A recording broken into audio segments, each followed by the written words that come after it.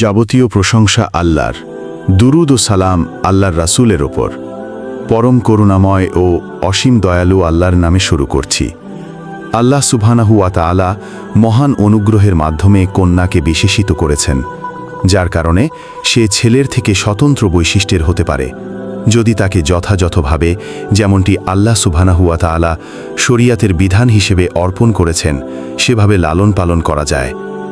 রাসূল সাল্লাল্লাহু আলাইহি ওয়াসাল্লাম বলেন, যে ব্যক্তি দুটি কন্যাকে প্রাপ্তবয়স্কা হওয়া পর্যন্ত লালন পালন করে, কিয়ামতের দিন সে হাজির হবে এমত অবস্থায় যে আমি এবং সে এভাবে থাকব, বলে তিনি তার আঙ্গুলসমূহকে একত্রিত করে দেখালেন।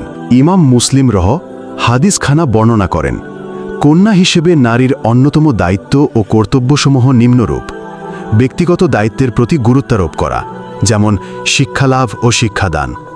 একজন নারী তার মা ও ভালো শিক্ষিকাদের সহযোগিতা নিয়ে নিজের জন্য শিক্ষা সংক্রান্ত একটি পরিপূর্ণ সিলেবাস প্রোগ্রাম গ্রহণ করবে, যা শরীয় জ্ঞান, আরবি, শিষ্টাচারিতা, তাফসির, হাদিস, সাহিত্য, সাধারণ জ্ঞান ও নারী বিষয়ক জ্ঞান ইত্যাদি সহ গুরুত্বপূর্ণ সকল বিষয়কে অন্তর্ভুক্ত করবে, যার বিবরণ নারীর নিজের প্রতি শিক্ষা বিষয়ক দায়িত্ব ও কর্তব্য প্রসঙ্গে পূর্বে অতিবাহিত হয়েছে। আল্লাহ তাআলার বাণীর অনুসরণে পিতামাতার আনুগত্য করা এবং এই ব্যাপারে গুরুত্ব দেওয়া। আল্লাহ তাআলা বলেন, তোমার প্রতিপালক আদেশ দিয়েছেন তিনি ব্যতীত অন্য কারো ইবাদত না করতে এবং পিতামাতার প্রতি সদ্ব্যবহার করতে। সূরা আল ইসরা 23। অত্যন্ত পরিতাপের বিষয় হল, অধিকাংশ কন্যাদেরকে দেখা যায় তারা এই অনুগত্যের ব্যাপারে উদাসীন, বরং অধিকাংশ ক্ষেত্রে তারা পিতামাতার চাইতে বান্ধবীদের অনুসরণ করে এবং তাদেরকে অগ্রাধিকার দেয়। এটা ছেলে মেয়ে উভয়েরই বড় ধরনের অন্যায়।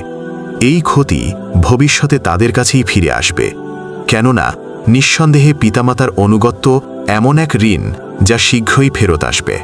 মায়ের বিভিন্ন কর্তব্যে সাধ্যমতো সহযোগিতা করা, উদাহরণস্বরূপ রান্নাবান্না, ধোয়া মোছা ও পরিষ্কার পরিচ্ছন্নতার দায়িত্ব পালন করা।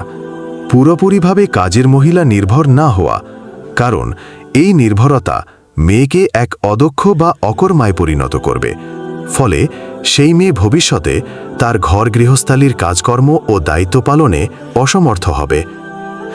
ছোট ভাই ও বোনদের লালন পালন ও নৈতিকতা ও উন্নত চরিত্রের শিক্ষা প্রদানের ক্ষেত্রে তার মাকে সার্বিক সহযোগিতা করা। আমরা মায়ের দায়িত্ব ও কর্তব্য প্রসঙ্গে এর বিস্তারিত আলোচনা করেছি। পূর্বে আলোচিত গুরুত্বপূর্ণ কোনো দায়িত্বে মায়ের প্রতিনিধিত্ব করা। মা মূর্খ হলে তাকে শিক্ষিত করুন, বিশেষ করে এমন বিষয়গুলো শিখিয়ে দিন যা তাকে তার ধর্মকে পালন করতে সাহায্য করবে, যেমন সালাতে পঠিত হওয়া কোরআন এবং জিকির আজকারের প্রশিক্ষণ দেওয়া। অবসর সময়ে তার কাছে এমন কিছু বিষয় পড়ুন যা তার উপকারে আসবে। আর এই ব্যাপারে অনেকেই উদাসীন এবং অমনোযোগী।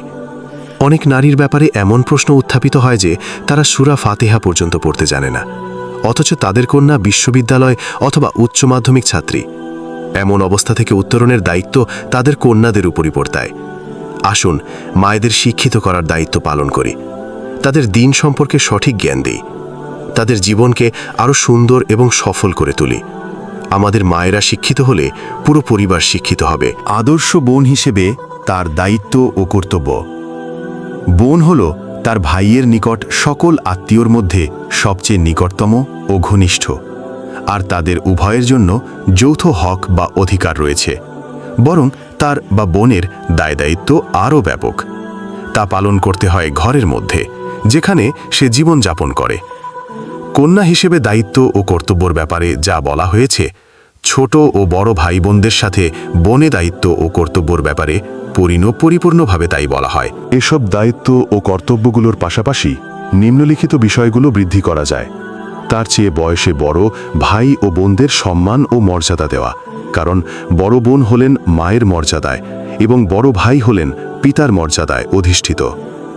তাদের জন্য আত্মীয়তার সম্পর্কজনিত অধিকার রয়েছে, আর তার উপর কর্তব্য হল সহযোগিতার মুখাপেক্ষী হলে তাদেরকে সহযোগিতা করা, যেমন তাদেরকে আর্থিক সহযোগিতা করা, বিপদ মুসিবতের সময় তাদের পাশে দাঁড়িয়ে তাদেরকে সহযোগিতা করা এবং তাদের পড়াশোনা ও জ্ঞানের ব্যাপারে তাদেরকে সহযোগিতা করা।